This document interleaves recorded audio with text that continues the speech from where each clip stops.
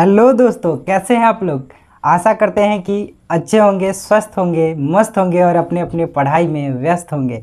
दोस्तों, आज हम लोग 10वीं कक्षा का जो एनसीईआरटी किताब है उसका 13वां चैप्टर जो है, जिसमें हमें पृष्ठीय क्षेत्रफल और आयतन के बारे में, विभिन्न आकृतियों के पृष्ठीय क्षेत्रफल और आयतन के बारे में पढ़ना है। उस चैप्टर का आज हम लोग पहले बेसिक पढ़ने वाले हैं। हम लोग पहले आकृतियों की समझ बनाने वाले हैं कि कौन सी आकृति क्या है, कैसे पृष्ठीय क्षेत्रफल निकाला जाता है, कैसे उसका आयतन निकाला जाता है। ये सारी चीज़ें हम लोग आज इस वीडियो में पढ़ने वाले हैं। तो जिन्हें भी इस टॉपिक में सबसे ज़्यादा प्रॉब्लम है, अधिकतर बच्चों को देखा जाता है कि उन्हें क्षेत्रफल निकालने वाला, आयतन निकालने वाला जो सवाल है हमेशा परेशान करता है। तो ये वीडियो उन्हीं बच्चों के लिए है, उन्हीं दोस्तों के लिए, उन्हीं भाइयों बहनों के लिए है जो आज तक इस समस्या से जूझ रहे थे। लेकिन आज इस वीडियो को देखने के बाद मैं आपसे वादा करता हूं कि आपके साथ कोई भी ऐसी समस्या नहीं रह जाएगी। तो वीडियो को पूरा देखिएगा और वीडियो अच्छा लगे तो उसको लाइक कीजिए, अपने दोस्तों के साथ शेयर कीजिए और अगर आप मेरे चैनल पे नए हैं तो चैनल को सब्सक्राइब कर लीजिए।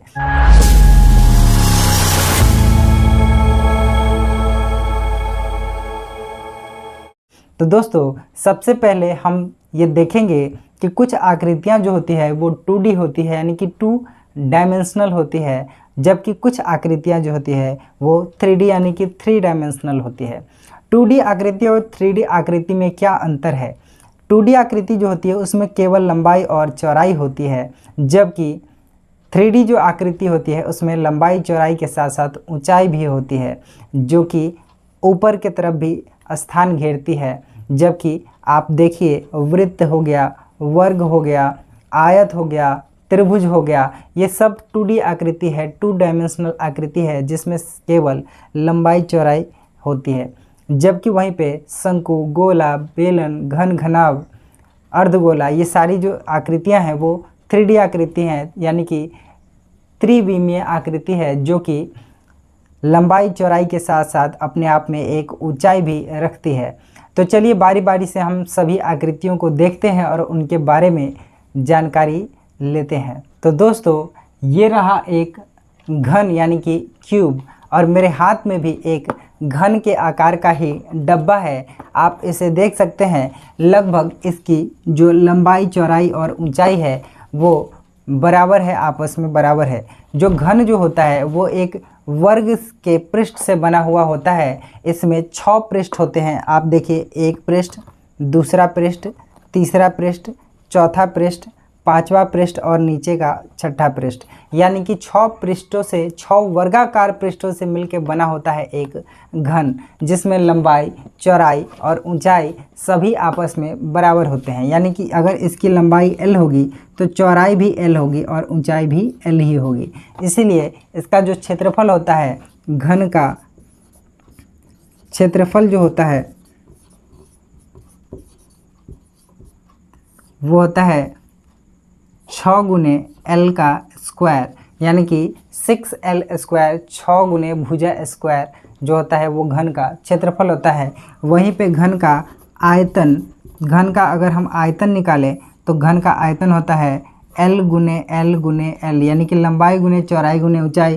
क्योंकि इसकी लंबाई चौड़ाई ऊंचाई सभी L ही होती है, इसलिए इसको L क्यूब कहा जाता है। यानी कि घन का क्षेत्रफल 6L स्क्वायर और घन का आयतन L क्यूब होता है। आयतन क्या होता है? बेसिकली आयतन उसे कहते हैं जो कि इसके अंदर कितना सामान आ सकता है, वही वो इसका आयतन है। इसके अंदर कितना सामान हम रख सकते हैं, ये इसका आयतन कहलाता है। ये कितना जगह छेके हुआ है, ऊपर, इधर उधर, लंबाई में, चौड़ाई में और ऊंचाई में, ये सब मिला के इसका आयतन कहलाता है। तो चलिए हम लोग घन को समझने के बाद अब चलते हैं घनाभ की तरफ। तो दोस्तों, यहाँ आप देख सकते हैं कि एक घनाभ का चित्र बना है। इसमें लंबाई, चौड़ाई, ऊंचाई तीनों अलग अलग है। लंबाई को L कहा जाता है, चौड़ाई को B कहते हैं और वहीं ऊंचाई को H कहा जाता है, लेंथ, ब्रेथ और हाइट। ये हमारे हाथ में एक घनाभ के आकार का ही डब्बा है। आप देखिए, ये इसकी लंबाई है, ये इसकी चौड़ाई है, जबकि ये इसकी क्या है? ऊंचाई है। ये लंबाई है, ये चौड़ाई है और ये ऊंचाई है। ये भी एक 6 पृष्ठ से बना हुआ एक त्रिविमीय आकृति यानी कि 3 डायमेंशनल आकृति है, जिसमें हमें इसका पृष्ठीय क्षेत्रफल यानी कि कुल पृष्ठीय क्षेत्रफल, पार्श्व पृष्ठीय क्षेत्रफल यानी कि सिर्फ और सिर्फ 4 दीवारों का क्षेत्रफल और साथ ही साथ आयतन निकालना होता है। तो चलिए हम लोग देखते हैं कि इसका क्षेत्रफल कैसे हम निकाल सकते हैं। तो घनाभ का जो है, घनाभ का कुल पृष्ठीय क्षेत्रफल अगर बात करें, कुल पृष्ठीय क्षेत्रफल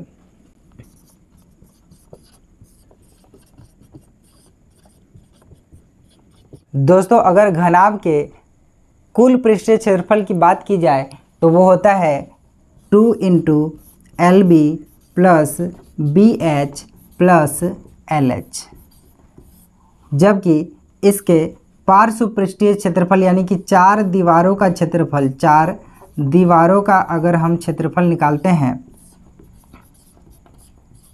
कई बार सवाल में सिर्फ और सिर्फ 4 दीवारों का ही क्षेत्रफल निकालना रहता है। जैसे कि मान लीजिए कि कोई अपने घर की रंगाई करवाना चाह रहा है तो सिर्फ 4 दीवारों पे ही होगा। तो 4 दीवारों का क्षेत्रफल निकालना चाह रहा है तो होगा 2 × BH प्लस LH। क्यों? क्योंकि इसमें फर्श और छत जो है वो छोड़ दिया जाता है। तो 2 × BH प्लस LH जो है इसके 4 दीवारों का क्षेत्रफल है। वहीं पे अगर हम घनाभ के आयतन के बारे में बात करें, घनाभ के आयतन के बारे में अगर हम बात करें, घनाभ का आयतन, तो घनाभ का आयतन होता है लंबाई गुने चौड़ाई गुने ऊंचाई यानी कि LBH। लंबाई गुने चौड़ाई गुने ऊंचाई घनाभ का आयतन होता है। तो दोस्तों, घन और घनाभ के बाद अब बारी है शंकु की। तो शंकु जो है, आप इसको देखिए, यह मेरे हाथ में एक शंकु के आकार का ये बर्थडे टोपी वाला जो है, बर्थडे का जो टोपी होता है पहनने वाला, ऐसे वो मेरे पास एक शंकु के आकार का है। आपने ऐसी आकृति देखी होगी जैसे कि आइसक्रीम का जो कोन होता है वो भी एक शंकु के ही आकार का होता है। वैसी आकृति हमने यहाँ पे बोर्ड पे बनाई है।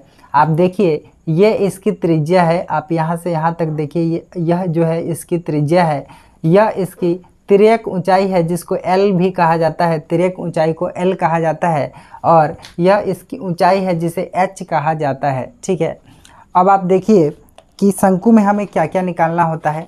शंकु में हमें वक्र पृष्ठ क्षेत्रफल निकालना होता है। शंकु का वक्र पृष्ठ क्या क्षेत्रफल है, ये जो टेढ़ा पृष्ठ है ऐसे करके, ये वक्र पृष्ठ क्षेत्रफल है। शंकु का जो ये क्षेत्रफल है वो वक्र पृष्ठ क्षेत्रफल है। अगर शंकु के कुल पृष्ठ क्षेत्रफल की बात की जाए तो नीचे से एक ढक्कन भी इसमें लगा होगा, तब जाके शंकु का कुल पृष्ठीय क्षेत्रफल निकल पाएगा। अगर वक्र पृष्ठ क्षेत्रफल की बात की जाए तो सिर्फ और सिर्फ हमें इसकी क्षेत्रफल निकालना है, इसका, है ना।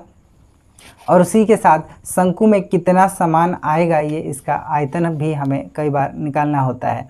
तो चलिए, शंकु का जो वक्र पृष्ठ क्षेत्रफल है, वक्र पृष्ठीय क्षेत्रफल,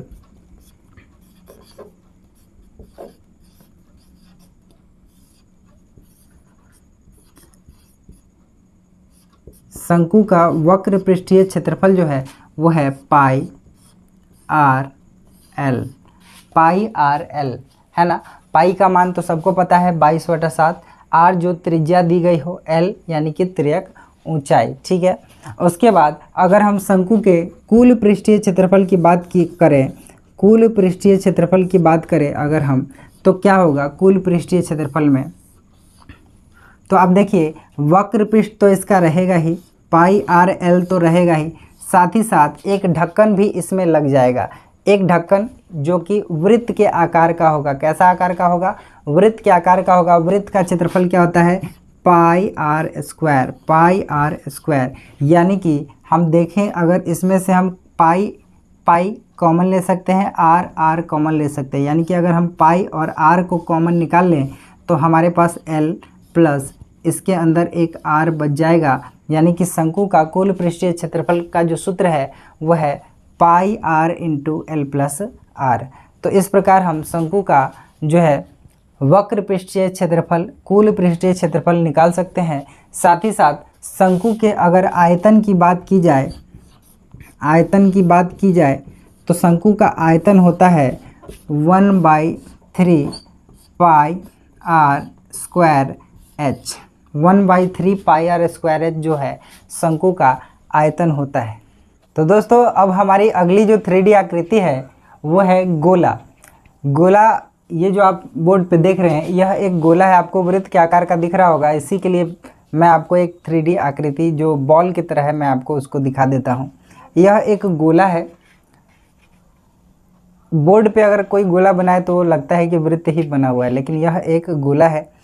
आप देखिए कि गोला के केंद्र से जो है अगर उसके हम दीवार को ऐसे मिलाएं तो यह जो है गोला की त्रिज्या है, और ये पूरा अगर यहाँ से यहाँ तक मिला दिया जाता है तो यह जो है गोले का व्यास कहलाता है, जिसको d से डिनोट करते हैं। ठीक है, अब देखिए गोला में हमको क्या करना होता है, गोला का हमको पृष्ठीय क्षेत्रफल निकालना होता है। गोला का पृष्ठीय क्षेत्रफल कहिए, कुल पृष्ठीय क्षेत्रफल कहिए, सब एक ही बराबर होता है। जैसे कि आप देख सकते हैं कि यह गोला का पृष्ठीय क्षेत्रफल है जिससे ये गोला बना हुआ है। जैसे मान लीजिए कहेगा कि इसको पेंट करना है तो हमको क्या निकालना होगा, तब इसका पृष्ठीय क्षेत्रफल निकालना होगा। बिल्कुल, तो गोले का जो पृष्ठीय क्षेत्रफल होता है यहाँ पे मैं लिख देता हूँ, गोला का पृष्ठीय क्षेत्रफल, गोला का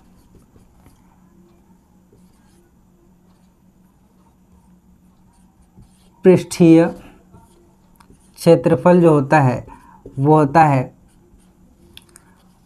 4 pi r square, 4 pi r square. यह गोला का जो है पृष्ठीय क्षेत्रफल होता है। वहीं पे इस गोला के अंदर कितना सामान आ सकता है, यह इसका आयतन अगर हमको निकालना हो कि यह गोला मान लीजिए किसी मटेरियल से बना है, ठोस धातु से बना अगर गोला हो तो इसमें आखिरकार कितना धातु लगेगा, तो इसका आयतन अगर निकालना हो हमको, आयतन गोला का ही आयतन अगर निकालना हो तो हम करते हैं 4/3 पाई आर क्यूब। यह गोला का जो है आयतन है।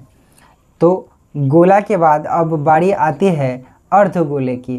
तो अर्धगोला जो होता है इसी गोले का आधा भाग होता है। अगर हम इसी गोला को यहाँ से ऐसे हटा दें तो यह एक अर्धगोले के आकार का हो जाएगा, जिसमें आप देख सकते हैं कि अर्धगोला एक कटोरी जैसा होता है। कटोरी हम लोग जानते हैं कि अर्धगोला जो है, आप देखिए गौर से, यह एक कटोरी की तरह होता है।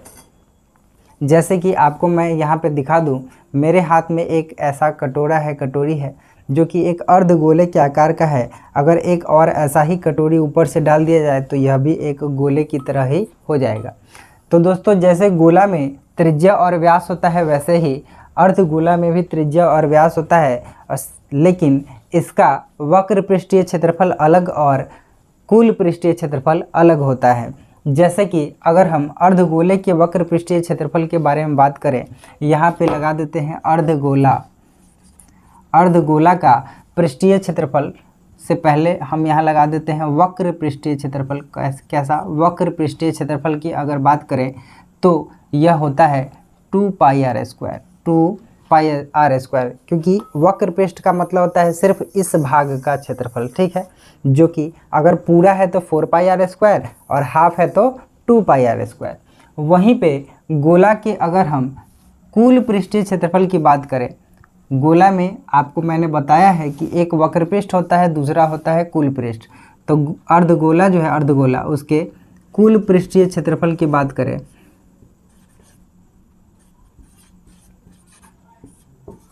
कुल पृष्ठीय क्षेत्रफल की अगर हम बात करें तो यह होता है 3 पाई आर स्क्वायर।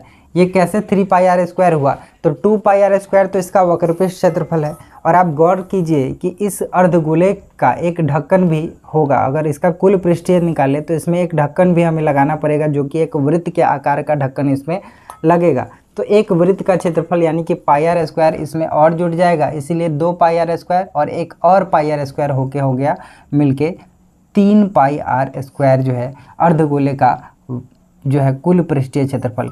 यहीं पे अगर हम अर्धगोले का आयतन के बारे में बात करें, आयतन के बारे में अगर हम अर्धगोले की बात करें तो ये होता है 2/3 पाई आर क्यूब। 4/3 गोले का आयतन होता है, 4/3 पाई आर क्यूब, और अर्धगोले का आयतन होता है 2/3 पाई आर क्यूब। तो दोस्तों हमारे पास जो अगली आकृति है 3D आकृति वो है बेलन। बेलन में बेसिकली हमें क्या क्या निकालना पड़ता है, आप ये देखिए एक बेलन का चित्र मैंने यहाँ पे बना दिया है, जिसमें ये जो है यहाँ से यहाँ तक इसकी ऊंचाई है जिसे h से डिनोट करते हैं।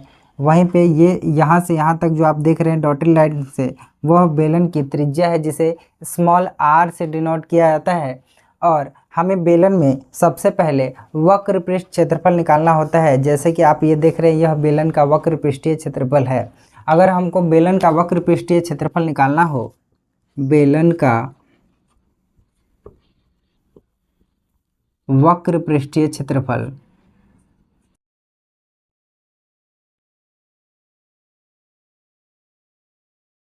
यदि हमें निकालना हो तो हम 2πr/h ये सूत्र लगा के बेलन का वक्र पृष्ठ क्षेत्रफल निकाल सकते हैं। अर्थात बेलन के वक्र पृष्ठ क्षेत्रफल का जो सूत्र होता है वो है 2πr/h।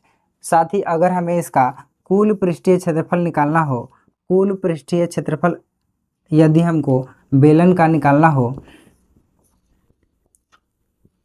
कुल पृष्ठीय क्षेत्रफल, तो इसके लिए सूत्र होता है, पहले तो वक्र पृष्ठ तो आएगा ही जिसका सूत्र है 2πr/h। साथ ही साथ हमें इसमें एक ढक्कन ऊपर की तरफ और एक ढक्कन नीचे की तरफ भी बेलन में होता है। आप देख सकते हैं एक ढक्कन ऊपर है एक ढक्कन नीचे है। तो एक ढक्कन जो ऊपर लगेगा वह भी एक वृत्त के आकार का होगा और नीचे वाला भी वृत्त के आकार का होगा। और दोनों चूंकि सेम त्रिज्या होगी इसलिए 1πr² ऊपर भी और 1πr² नीचे भी। तो हमें कुल मिला के 2πr² यहाँ पे और ऐड करना होगा, 2πr²। तो अगर हम इसमें से कॉमन निकालना चाहें तो 2πr इसमें भी है 2πr इसमें भी है, तो हम 2πr यदि कॉमन निकाल लेते हैं तो इसमें h बचता है और इसमें r एक निकल गया, एक r अभी बचा हुआ है। तो बेलन का कुल पृष्ठीय क्षेत्रफल जो होता है वो होता है 2πr इंटू प्लस r। वहीं पे वक्र पृष्ठीय क्षेत्रफल होता है 2πr/h। तो इस प्रकार इस सूत्र का प्रयोग करके हम बेलन का वक्र पृष्ठीय क्षेत्रफल और कुल पृष्ठीय क्षेत्रफल निकाल सकते हैं। साथ ही अगर बेलन का आयतन की बात की जाए, बेलन के यदि आयतन की बात की जाए तो बेलन के आयतन का सूत्र होता है πr²h। πr²h जो होता है वह बेलन का आयतन का सूत्र होता है πr²h। तो इस प्रकार दोस्तों हमने अभी तक 3D आकृति में घन, घनाभ, शंकु, गोला, अर्धगोला और बेलन के बारे में बेसिक जानकारी और उसके सूत्र के बारे में जानकारी प्राप्त कर ली है। अब हम बारी बारी से इससे संबंधित सवाल अलग अलग वीडियो में पढ़ने वाले हैं। तो दोस्तों अगर आपको ये वीडियो अच्छा लगा, आपके लिए यह वीडियो हेल्पफुल रहा, तो आप इस वीडियो को लाइक करें, अपने दोस्तों के साथ शेयर करें और यदि आप हमारे चैनल पर नए हैं तो हमारे चैनल को सब्सक्राइब करें। धन्यवाद वीडियो को पूरा देखने के लिए।